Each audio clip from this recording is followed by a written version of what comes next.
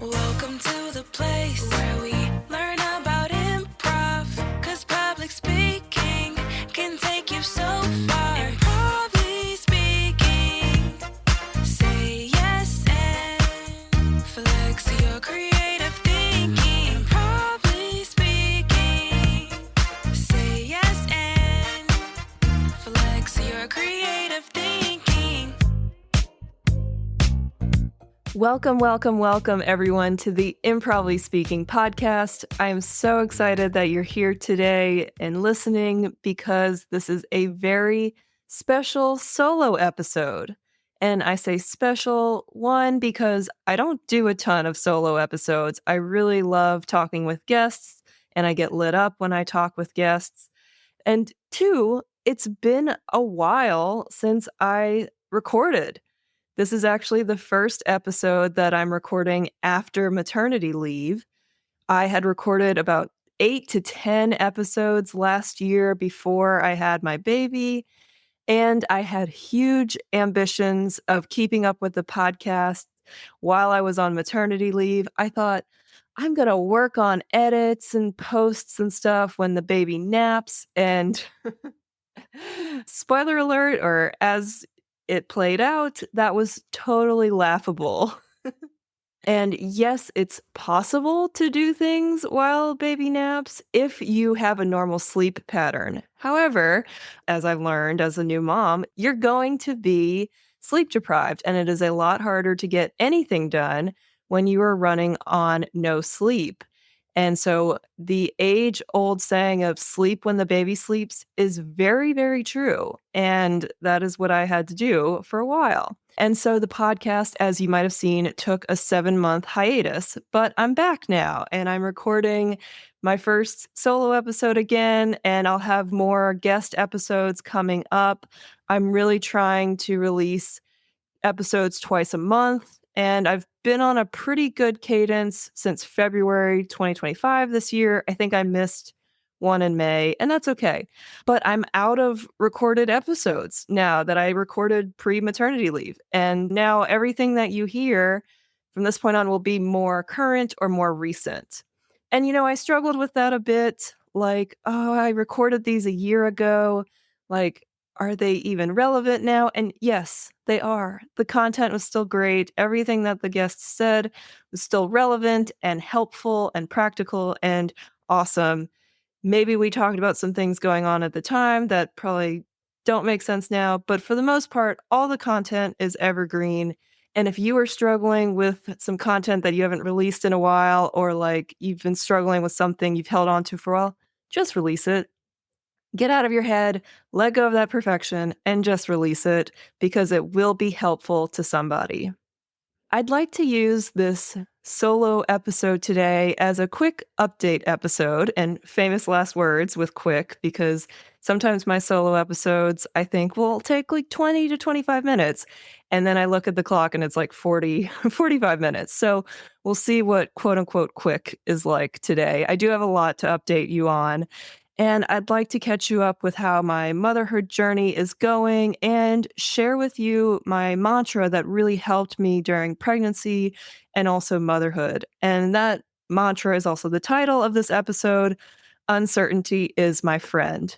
And it's just been such a helpful mindset and mantra for me that I am still using today. And I'd like to share with you a little bit more about that. First, update time. So the last episode I recorded was in June 2024 with a guest, Jessica Halem, and I just released that episode. And I actually wanted to do this Uncertainty is my friend solo episode before baby girl got here. But of course, I didn't get to it. I had about 3 weeks off before baby girl got here, and I thought, oh, that's plenty of time to work on podcast stuff and record and get ahead. And again, I'm laughing because it's laughable. There was so much to do before baby girl got here. There was like really no downtime or rest time. I had to get a new car. I finally got rid of my '06 Toyota Prius. Rest in peace, Priscilla. That was a danger on the road, and I'm so happy we got rid of it.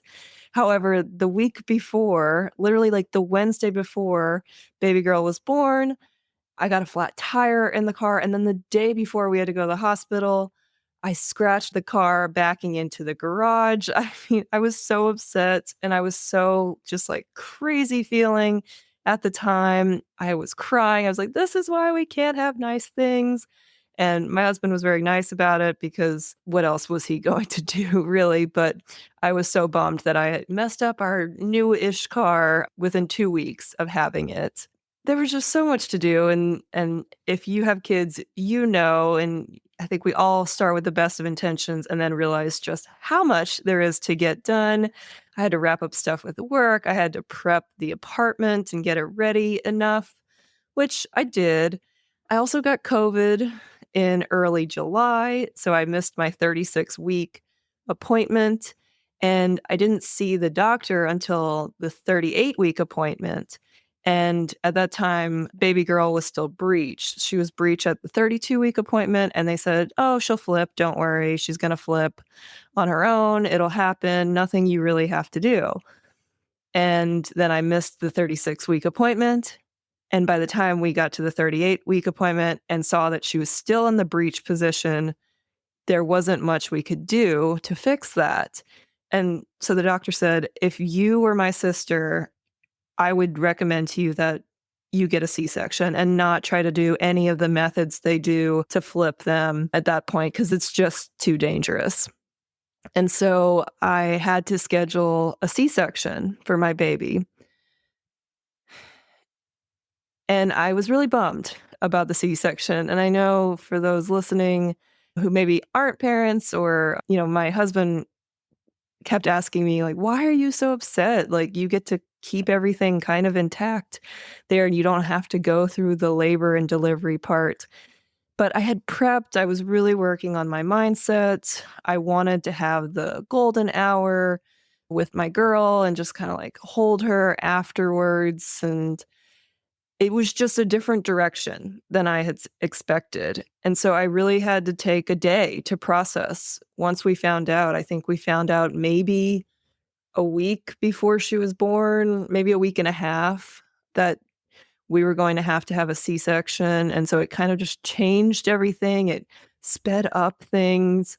It was really a scary time too, because obviously any part of labor and delivery is scary, and then going under, or I guess C-section, you don't exactly go under, you are kind of present, but just having surgery is scary. It's very scary and very uncertain. And I had to process this new direction of the delivery plan. We also had a scare a few nights before she was born. The fluid looked kind of low at my 39-week appointment. And so we thought we might have the baby on July 23rd. And it was just a lot. Like the whole time the baby was due, it was a lot. And we finally got to the day of the C-section, and baby girl arrived on July 27th. Her name is Evelyn. We call her Evie. And I just am so in love with her. And everything went very well with the C-section. And side note, C-sections are wild. Oh my God. I mean, every part of the labor and delivery process is wild, but you're awake if you have a planned one at least. Sometimes if you have an emergency C-section, then you might have to go under, but for the most part, like, you're awake, you're there. They might give you some medicine to help you kind of relax, but you're awake and I can move my eyes and head and stuff. And then like my arms are out to the side and I'm just like splayed out on the table. I won't give you too many details, but basically like you can't feel a thing from like the waist down, or I'd say from like the stomach down. And they're, to prep you, they're doing all this like poking and like, "Do you feel that?" And at first I'm like, "Yeah." And I'm really nervous that I'm going to have feel stuff. And then finally it goes numb. And the whole time I just wanted to move my legs. And I'm like, "I can't move my legs." And they're like, "You're not supposed to." And I was like, "I know, but it's weird that I can't move my legs." It is just such a wild process, and I will say the day before we went to the hospital, I was, of course, super nervous. I think I backed the car into the garage and scratched it. But then I did kind of a coaching session with my coach, and we did a lot of breathing, and we just did a visualization of everything going well and like all of the medical staff, doing everything correctly, everything going well, and me getting to hold baby girl in my arms. And that is exactly what happened. We showed up at the hospital in the morning, and the nurses were so nice and just there for every need and question I had. The doctors and medical staff were on point. Shout out to UCLA, Santa Monica, Labor and Delivery Center. They were truly amazing. And everything did go well, and I got to hold her. It's again, wild because they'll tell you, they kinda talk you through what they're doing just so you're not sitting in silence going like, "What's going on?" Because you can't feel anything, and so they would kinda talk, and she'd say, "Okay, like, this is the last layer. Are you all ready to have a baby?" And she's like, "Okay, we have 1 arm. Okay, we have 2 arms. Okay, we have a leg. Alright, 2 legs. Oh, she's peeing. Oh, she's pooping." And it's like, "Oh, we have a baby," and you can hear at first it's, like, quiet, like, there's 1 to 2 seconds of just silence, and you're like, "Oh my god, is she okay?" And then she started crying, and they clean her off, and my husband got to go see them do that, and then they brought the baby over to me, and I just held her in my arms for as long as I could, and I'm getting chills thinking about it because it was just such a sweet, beautiful moment with her, and so I did get to have my golden hour, a little different from the usual golden hour, which is where basically, like, you have the baby and then they just kind of lay on you and feed on you. A little different, but I did get to hold her and let her lay on me for as long as we got to. It felt like a matter of minutes, but I know it was a little longer, and so what a special moment. I'm so glad she's here. I'm so grateful to be a mom and have a healthy child. She's doing so well. And again, just so grateful that everything went smoothly. Again, having a baby is wild, as you know. And I can speak from my experience with the C section is all you want to do after is sleep and recover. But you can't do that now that you have a baby. You have to keep trying to feed her every 2 to 3 hours, and my milk didn't come in until, like, 3 days later because that was when the due date was, so my body probably wasn't ready to produce milk yet.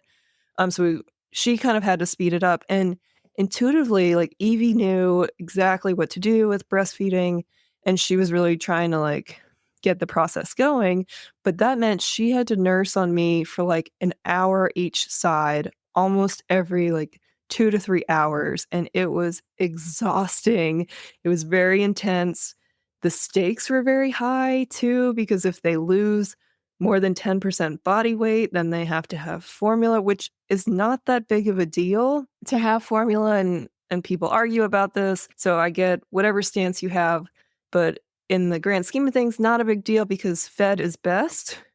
But at the same time, you worry that, like, if they have formula, will they not want the breast milk anymore? Will that mess up the breastfeeding? So I really wanted to try to stay breastfeeding if I could.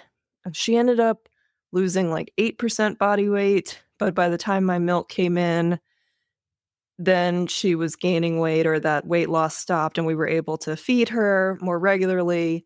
But poor thing, she was hungry, she was crying, she had her days and nights mixed up. It was just a lot. And all the parents listening are like, "Yeah, duh, of course it was." It was a lot. The first night home from the hospital, I have to say, was the worst. It was the worst night. Just getting discharged from the hospital took a long time, and then we didn't have any food at home, so I just didn't take care of myself. I don't think, like, we took care of ourselves very well, and, we don't have any family that live close, so it was kind of just us at that point. I remember I cried and had a big panic attack that night, and I just remember thinking, like, "How are we going to do this by ourselves without family close by? How are we gonna get through the nights? She's not sleeping. I'm so tired." I mean, there were just all these really destructive thoughts and scary, anxious thoughts, and it was a lot to handle. And, you just keep going. There was a lot of support over text and phone calls. And, the first 8 to 10 weeks were just extremely tough. I call them like high stakes just because like she's so little and it seems very fragile, and especially as a first-time mom, it's a lot, you, like, wanna do the best and give her everything she needs, but I also don't know exactly what I'm doing, and I hope that it's right, and I hope I'm feeding her enough. Also, I'm running on little sleep, I've barely showered, every few days I get to shower.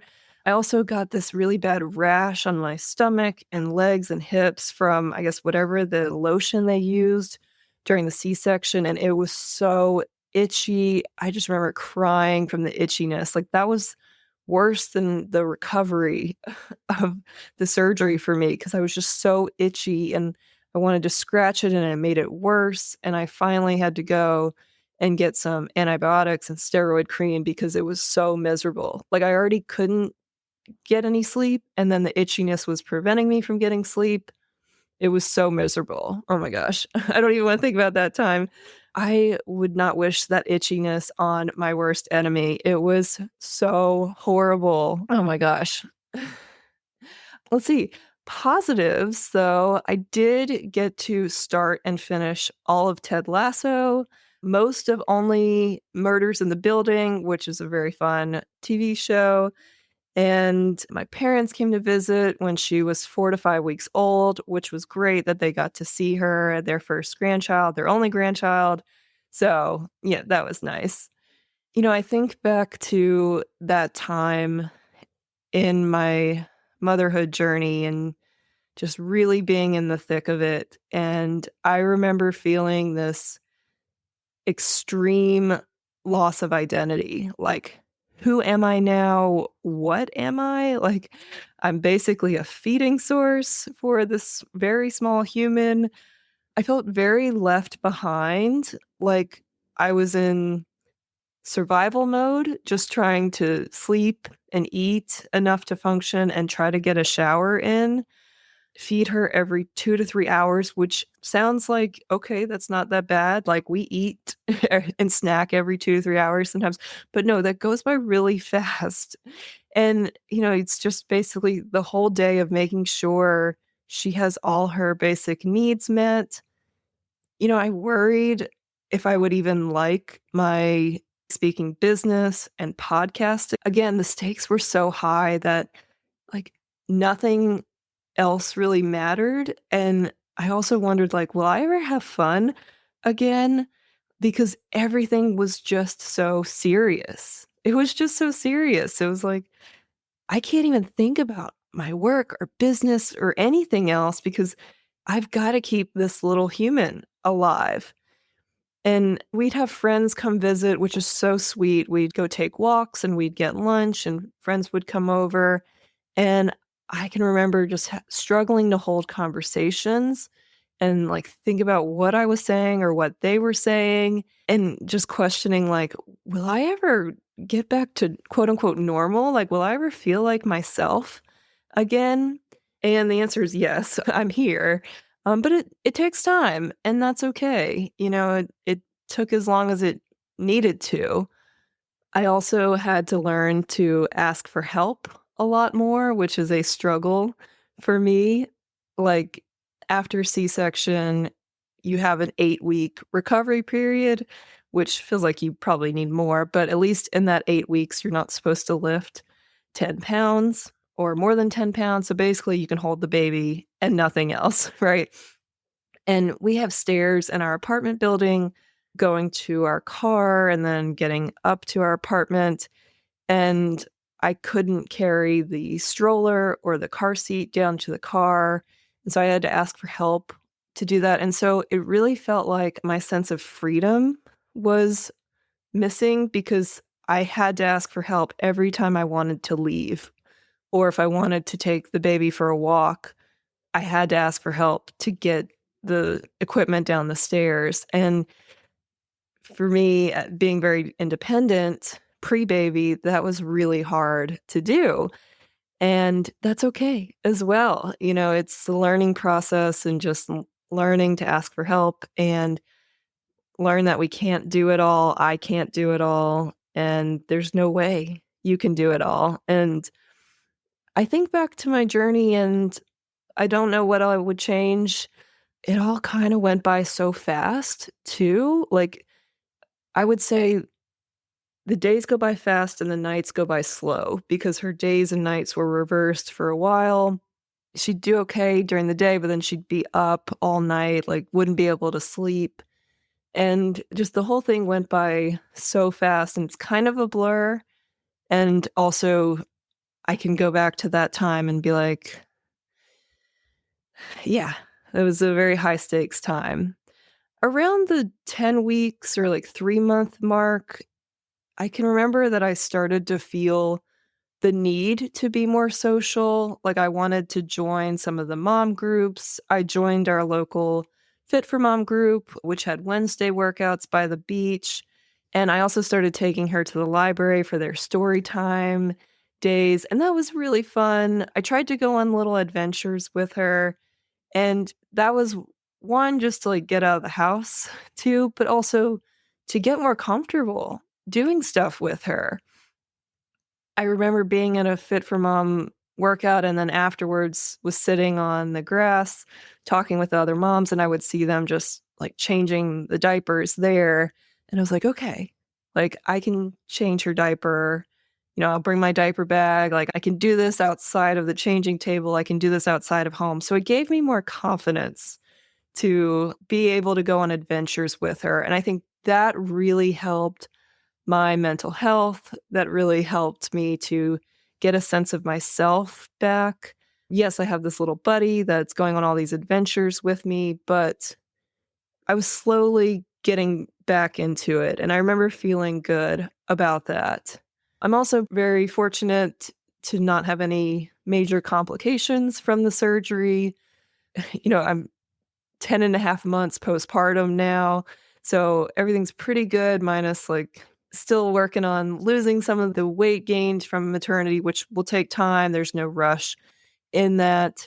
But yeah, no major issues, which I know can certainly affect things. So I'm very grateful and blessed to not have any issues like that. I remember in November, so like baby's 4 months old at this point, I texted my editor saying that I was back and I'm finally sleeping well and like, let's get these podcast episodes up and running. And he was like, great. And he sent me all these episodes to work on. And literally like the day after or 2 days after, she went through this sleep regression, which, listen, you might not like the word or term sleep regressions, that's fine, but I'll just say sleep was a struggle. Like, I can remember Thanksgiving Day, I had to take her for a walk in the stroller just so she would nap. She had started rolling over at that point, and she just didn't want to sleep. We would joke that she had to like meet her quota of rolling over and working on rolling over, and that meant she didn't have time to sleep because she was just, the minute you would put her down the crib, she'd roll over and flip and be like, I'm up, what's up? And so that was a very exhausting time. And all that to say, that delayed the podcast episodes and edits some more. Again, totally fine. It all worked out. But in my head, I'm like, oh, I thought I was there. Like, I thought I was back. And now we have this new thing to deal with, which is parenthood in a nutshell, right? Like, you think you have it all figured out and you think you got it. And then boom, the next thing and the next thing. And that's okay. Again, you deal with it as it comes up. Let's see what else happened. We went to visit family in South Carolina in December for 2 weeks, and I spent The 2 weeks before that, stressing about flying with her. I watched all these YouTube videos about families flying with young children and, like, what to do, what to bring. I was so nervous and stressed about it, and it all worked out well. It all went great. She did great on the plane. She was, like, 5 months old, so she wasn't crawling yet, so that's probably why. I also had to bring a ton of stuff, and I didn't pack well because it was our first major trip. I just brought literally everything I could, and you know what? That's okay. Again, it was all worth the little bit of stress endured to get there.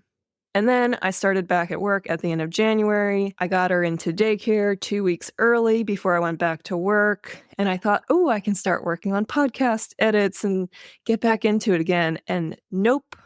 Those 2 weeks went by so fast, of course. She also got sick on the second week of daycare with all the daycare illnesses, and that meant I got sick too. And I know everyone told me, "Oh, the daycare sicknesses are no joke. They're no joke. Like, they are intense." And I was like, "Oh, I have a good immune system. Like, we'll be fine." And nope, nope, nope. I was hit hard by the daycare sicknesses too, but hopefully it builds immunity. That's all I can hope for her and for me. And I actually had to use a sick day for my first day back at work at my full-time job because I thought I was doing a good thing, putting her in daycare 2 weeks early so we could get used to the routine. And that just meant she got sick right before I had to go back to work. And now, at the time of this recording, I've been back at work in my full-time job now for over 4 months or 5 months now. It's been busy. It's been a lot. It's really hard trying to manage everything, keep up with. I'm not even gonna list everything out because I don't even know. It's hard, and you just do the best you can. That's all I can say. I used up my sick leave, I think, within the first 2 months of being back at work, which my sick leave is a week of time off to take care of myself or a sick family member, and I used that up very quickly. I also went to the Art and Science of Health Promotion Conference, and we took the whole family. So Evie came, and my husband came, and also my parents came too, so we made it a nice little family vacation out of it. And I will say that was the time that I really felt, quote unquote, back. I led a 2-day intensive workshop about facilitation skills and how to improve your facilitation skills. And we had an amazing group. I will have an episode with Jackie Arend about that, who was my co-facilitator, and it was so much fun. And then I also led a 60-minute breakout session on the 4 C's of team building. And I was really stressing about this conference and traveling with her, and it was a lot. Again, not going to go into details about everything that happened. It was just a lot. And it was worth it, though. I'm so glad I did it. I felt back as a speaker, too. I felt back as myself, kind of being able to be mom and also be me. And that was the first time I was able to really do that. And that meant a lot to me. It was a really big milestone, I think, just in the journey of this year as a first time mom and really seeing, like, okay, I have come back to myself. And not that there's pressure, like, I am forever changed as a human, but also I've gone through this incredible journey and I can see where I'm starting to feel like myself again too and get some space and be an incredible mom at the same time. So I'm so glad I did that. Okay, that was about 10 months of catch up there, which I know is a lot. And I've been listening to these episodes that were recorded when I was pregnant. I have to make edits and release them. And I can remember listening to these episodes and thinking, who is that? Like, I would listen to myself and be like, who is that? Like, that doesn't sound like me. Like, I don't feel that way anymore. Like, the confidence I had when I recorded most of those episodes feels like a level of confidence that at least I didn't have for a while in my journey, in my motherhood journey. Again, because I was so nervous that I wouldn't ever come back as a speaker or business owner or improviser, even. And so I feel like I haven't had a lot of confidence these past few months. Like I've been very nervous and anxious now as a parent, as a first time mom, been very scared, and I haven't felt that level of confidence, or at least, while I was listening to these episodes and making edits, I hadn't really felt that confidence. And so I would listen to myself sounding and being very confident for the most part. And I was like, who is that? Who who is that? I didn't even recognize me. Like, I do feel like a bit of a different person, but then to hear myself talk like that, it was a really nice, kind of fun time capsule of where I was before baby came and where I am now.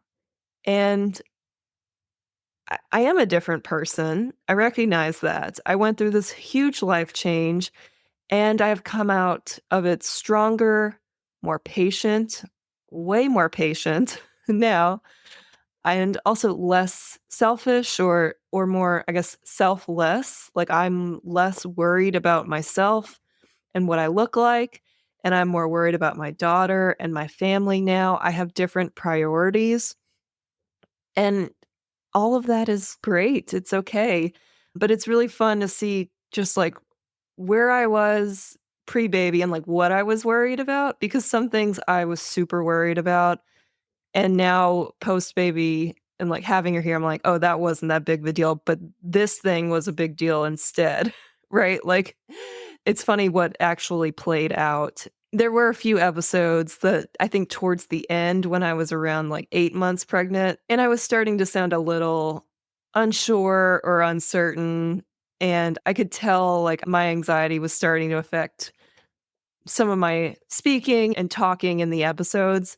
But for the most part, I sounded really confident. And it was kind of nice to listen back and be like, oh, yeah, I did have this confidence and I can get it back. And I do think that confidence has come back for the most part. And it'll take some practice and some time, but I'll get there. And I'm excited to be quote unquote back to myself. Like things are fun again. I love adventures. I love smiling and laughing. And so I can tell you that if you're in the thick of it, or if you know someone in the thick of it in their parenthood journey, they've just had a little one, check on them, make sure they're okay, check on yourself too, and just know that you will be forever changed. And also, you will come back to yourself and you will smile again. I hope. And if not, please talk to someone so that you can. All right, long updates there. And that brings me to the point of this episode. Yes, the point of this episode, 30 plus minutes in. That's how it goes with these solo episodes. I want to share with you my mantra and mindset. Uncertainty is my friend. I repeated this mantra of uncertainty is my friend when I was pregnant and going through the whole pregnancy journey, dealing with a ton of uncertainty of how the baby would grow and develop, and of course, the labor and delivery, and then postpartum. There's so much uncertainty there, right? And I found it very comforting because I haven't always had a great relationship with uncertainty, especially uncertainty about the future. I always thought that the future would be very hectic or chaotic or not go well, and that I would be struggling and such. And doing improv and just doing all this inner work, I've become better friends with uncertainty. And I even journaled about it. And I want to share with you some things that I wrote in my journal.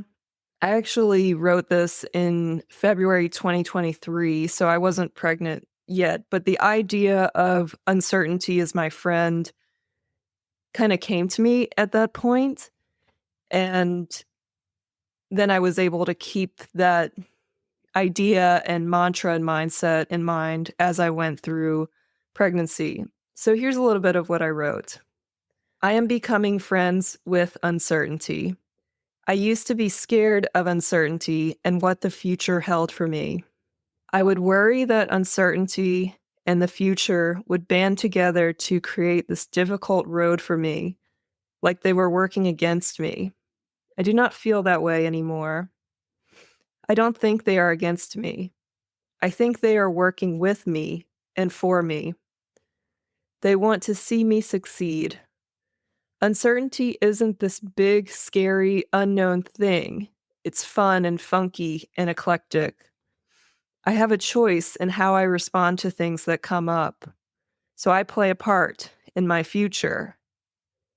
When I have no idea what wonderful, oh, excuse me, I can't read my handwriting. While I have no idea what wonderful things are in store for me, I also choose to look for the wonderful things in my life. Yes, uncertainty can bring up unexpected things that I will deal with when they come up. I am a partner with uncertainty, not fearing it, not a subordinate or slave to it. I can choose and control only so much. And I know uncertainty has some fun, amazing things in store that I never would have guessed or imagined in my life. I never would have dreamed 5 to 10 years ago that I would have a podcast with almost 2,500 downloads.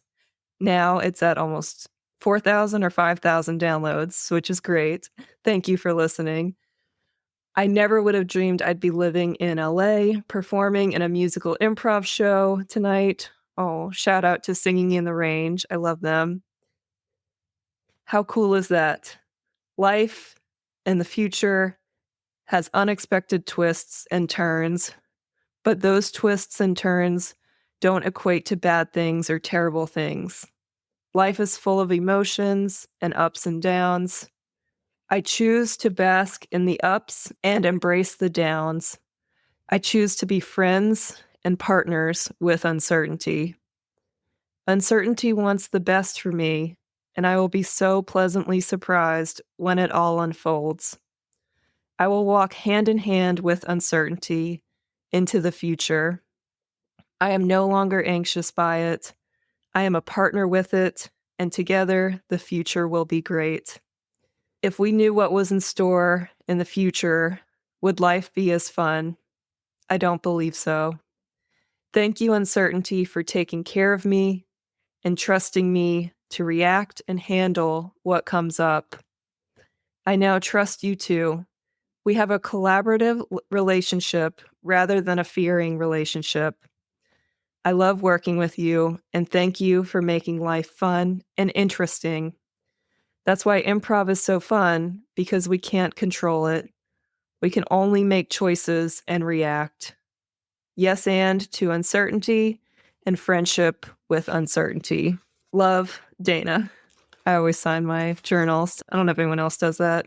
And then at the top of the journal entry, I wrote, uncertainty is my new friend instead of foe that I was always anxious about. And again, I wrote that February 3rd, 2023. So I found out I was pregnant in November, December 2023. So this was a little bit before I became pregnant. I was only going to read you a part of it, but it actually sounded really good. And I was like, I'm just going to keep reading the whole thing to you. Sometimes I don't go back and read my journal entries until like a while has passed or ever. And reading that, I was like, wow, like I was really onto something. And yeah, I think all of that speaks for itself. But that idea of uncertainty being my friend instead of this really like looming, scary, abstract idea has really helped me. It's really helped me get through some major life changes. And I hope it can help you too if you're going through a big change. Remind yourself that uncertainty is your friend, not your foe. Yes, You don't know what's coming up. And yes, you can handle whatever comes up. Trust yourself and trust your skills that you can get through anything and everything. This year, I have another big change coming up. And no, I'm not pregnant again. I always preface it with that. But we are going to be moving in a month, actually, in about a month, a little over a month from recording this. We are going to be moving from Los Angeles to Charlotte, North Carolina. And I'm sad to be leaving LA. I love it here. I love Southern California. I love California in general. I love the person who I've become in these 7 years of living here. I love the weather. I love so much about California. And yet, being closer to family, will be an hour to an hour and a half away from my husband's family. That just became so much more important once Evie was here. And I recognize that. And I recognize that Charlotte's got a lot. I don't know if they still have that as their like city saying, but when I lived in South Carolina, I remember they would have the motto of Charlotte's got a lot. And Charlotte has so many amazing things and people too. And I have no doubt that I'll make friends and thrive, and it'll be amazing to live there. But this move and just having this big change starts up again the anxiety and worry about the future, this really uncertain path that we're about to take. Will this move work out? Will this be the best decision for our family?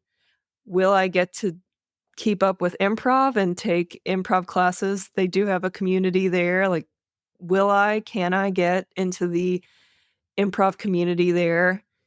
And when I start spiraling with all these questions, I just have to like take a step back and breathe and remind myself again that uncertainty is my friend. Uncertainty is not something to be scared of or feared. And if I had a script of how this move and all of the rest of my life plays out, would I even want to see it? And the answer is no. I wouldn't.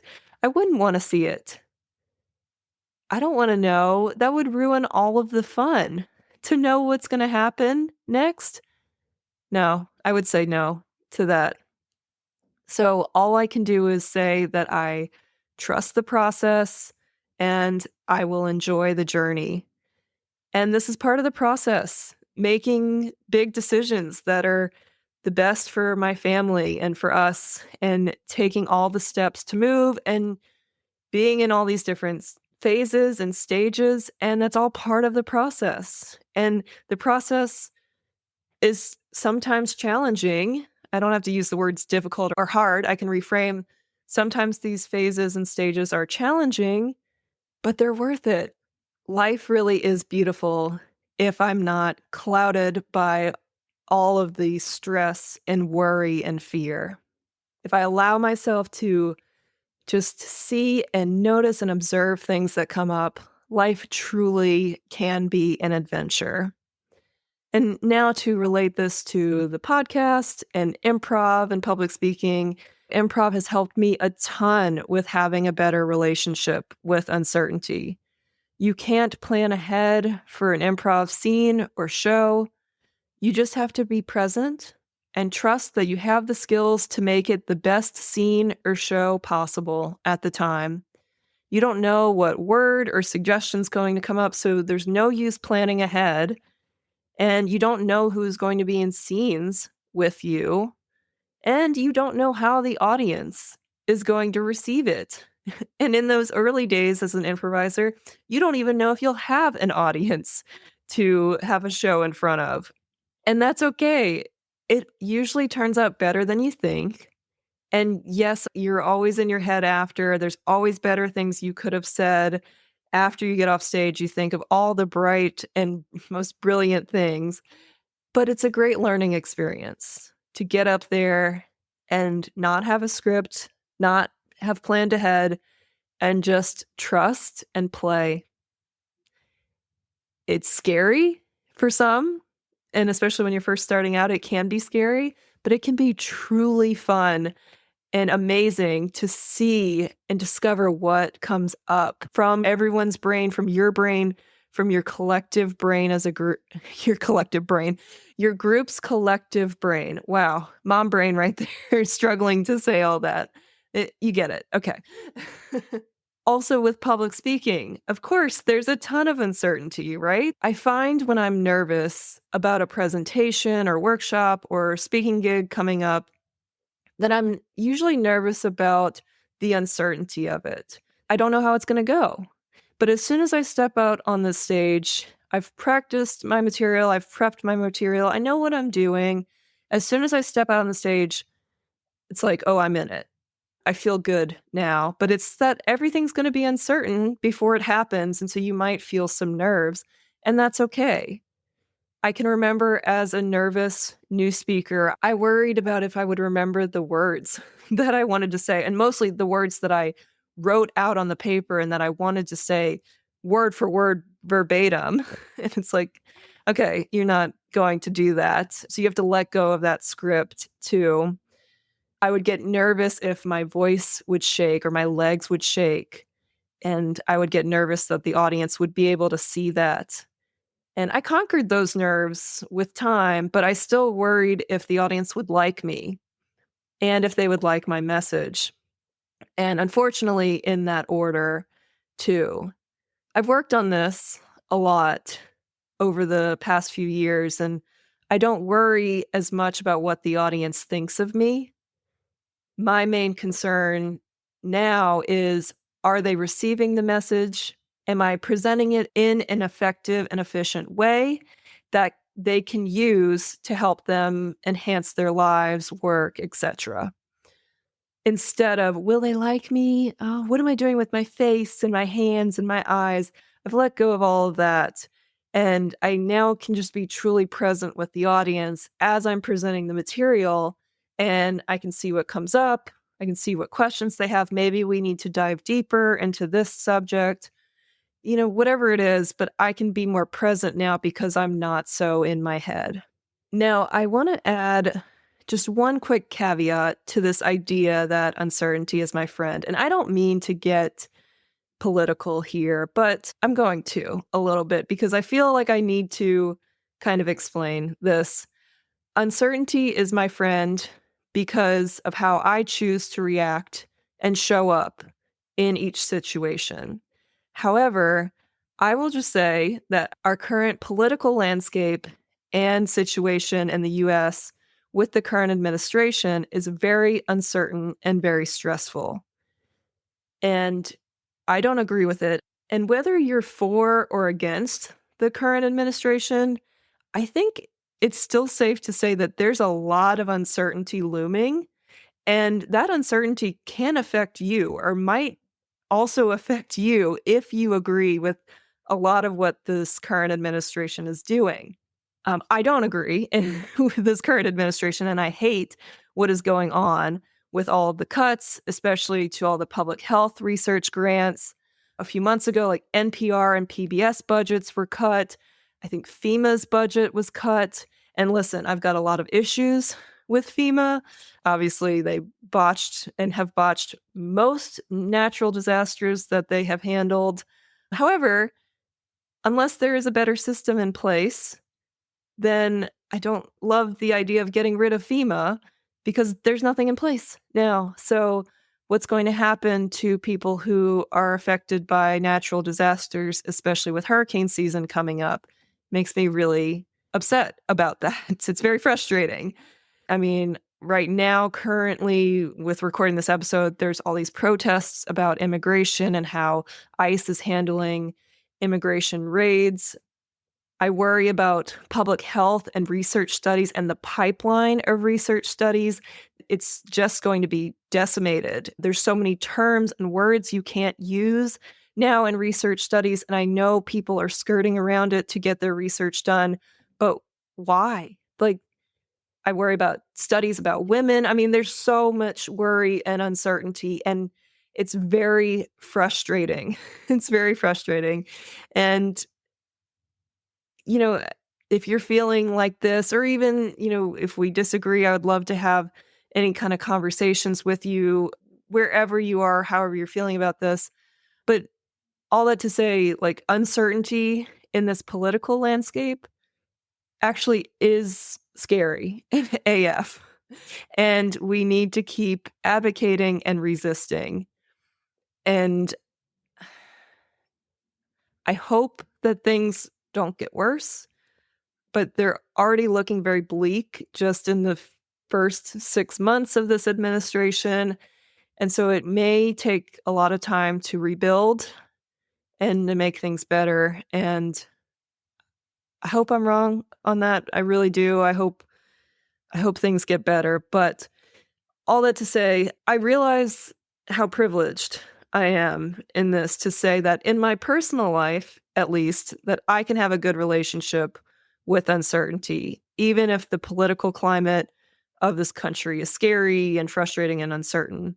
However, I know for others who are affected by the layoffs, budget cuts, immigration, the loss of rulings and rules that protect them, like my LGBTQ plus friends who are worried about their rights being stripped.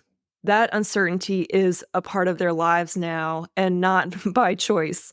And I hate that. And I empathize with all of those affected. Systemically, we have a ton of work to do, and we can't get tired or fatigued. Personally, we can evaluate our relationship with uncertainty and how we think about it and embrace it. We can ask ourselves, do we run from uncertainty to stay comfortable and in the status quo? Or do we challenge ourselves by trying new things, thus inviting lots of uncertainty in? So, anyway, I wanted to just take a second to give that caveat that, like, systemically, there's work. There's work to be done, and there will be a lot of work to be done to fight this and recover from this. And personally, I encourage you to use this mantra as a mindset shift, as a way to live life and deal with the stress of the future. We can't control the future, but we can control all the choices we make in the present, thus defining how our future unfolds. Uncertainty is my friend, not my foe. Uncertainty is always there, it's always going to be there, and I embrace it. I trust myself to handle this and get through it. There's not one exact improv exercise to do to feel more comfortable with uncertainty. It's more the practice of improv. And over time, you just feel more confident in dealing with uncertainty and the unknown. And so I invite you to start that practice now and evaluate your relationship with uncertainty and how you look at it. And for me, personifying it and making it an actual thing instead of this concept really helped me, because I realized that I was seeing it as this, like, dark, shadowy figure when it doesn't have to be. It can be this really, like, bright, shining light of amazing things to come. And it all is based on how I make choices and perceive things. And so, whether you're an improviser, a speaker, or you have a presentation coming up, remember that uncertainty is your friend. You have everything you need to handle in this present moment, and you will do the best you can with what you have. Okay. So, this was a good, long catch up episode. Yep. Not quick at all. Definitely not a quick solo episode, but to be fair, I had to catch you up on basically a year's worth of updates. So, yeah, I think that warrants an hour-long solo episode full of updates and also hopefully some lessons learned that you can take away and use in your life. I just had a birthday about a month ago, so I've been in reflection mode too. And I can't believe it's already been a year. I have an almost 1-year-old, which is crazy. And this past year had so much uncertainty to it. And looking ahead now, this new year has a lot of uncertainty now with the move. And again, remember that uncertainty is my friend, and it will all turn out better than I can even imagine. Okay. I'm going to stop there because otherwise I'll just keep going and then it will be a 2-hour solo episode, which would be insane. Also doable for me, but insane. So I'll stop and just say, if anything came up for you with this episode, the idea of uncertainty, or maybe you're a parent and you're like, oh my gosh, I had the same thing. Whatever it is, I would love to hear from you. You can reach out to me at Dayna@improblyspeaking.com. That's Dayna at improvly, that's improv, speaking.com. Let me know what's going on in your world, and please share with others who you think could benefit from this mantra or mindset shift. You can also reach out to me on social media. I'm on Instagram at improvly speaking, on LinkedIn at Dayna Gowan, and you can find out more about my services and work at improblyspeaking.com. I will tell you that I am going full time in my business now with this move. I need a little bit more flexibility now with my family and the demands of parenthood. And so I am going full time in my speaking business and probably speaking.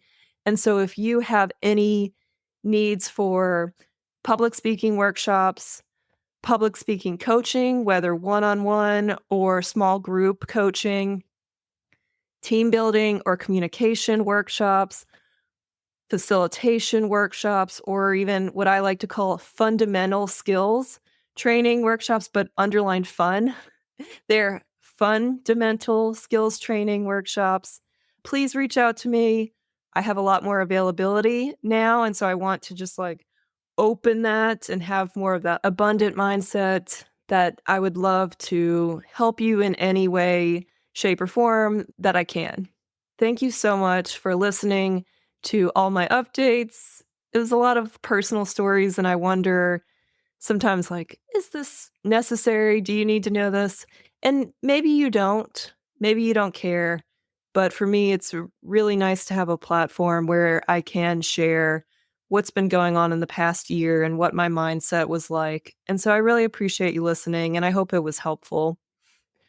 I'll sign off as I usually do by reminding you to say yes and flex your creative thinking. I'll talk to you next time.